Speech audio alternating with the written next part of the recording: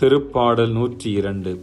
தாவீது அரசர் மனம் நொந்து உருகி பாடும் பாவ மன்னிப்பு பாடல். இந்த திருப்பாடல் ஆழ்ந்த துன்பத்தையும் மனக்கவலையையும் வெளிப்படுத்தும் திருப்பாடல். தனிப்பட்ட விதத்தில் கடவுளின் கருணைக்காக ஏங்கி தவித்து பாடும் பாடல்.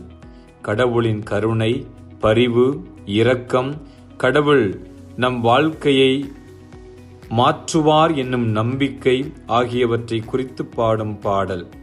மனிதன் கடவுளை விட்டு விலகி தூரம் சென்றாலும் கடவுள் தான் கொண்ட அன்பில் ஒருபோதும் மாறாமல் நம்மை தேடி வந்து உதவக்கூடிய தெய்வமாக, தேடி வந்து மன்னிக்கக்கூடிய தெய்வமாக இருக்கிறார் என்பதை தெள்ளத் தெளிவாக எடுத்துக் கூறும் திருப்பாடல் இன்றைய திருப்பாடல்.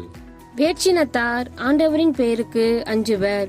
பூவுலகின் மன்னர் யாவரும் அவரது மாட்சியை கண்டு மருள்வர். ஏனெனில் ஆண்டவர் சீயோனை கட்டியெழுப்புவார்.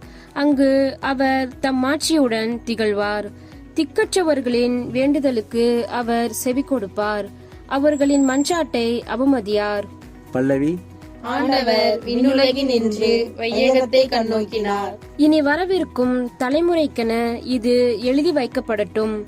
படைக்கப்படவிருக்கும் மக்கள் ஆண்டவரை புகழட்டும். அவர் சிறைப்பட்டவரின் புலம்பலுக்கு செவிசாய்ப்பார். சாவுக்கென குறிக்கப்பட்டவர்களை விடுவிப்பார்.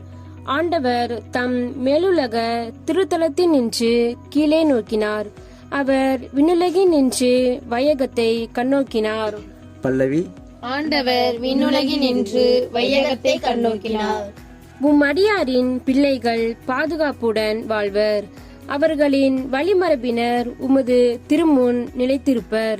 அப்போது மக்களினங்களும் அரசுகளும் ஒன்று திரண்டு ஆண்டவரை வழிபடுவர். சீயோனில் ஆண்டவரின் பெயர் போற்றப்படும். எருசலேமில் அவர் தம் புகழ் அறிவிக்கப்படும். பல்லவி. ஆண்டவர் விண்ணுலகினின்று வையகத்தை கண்ணோக்கினார்.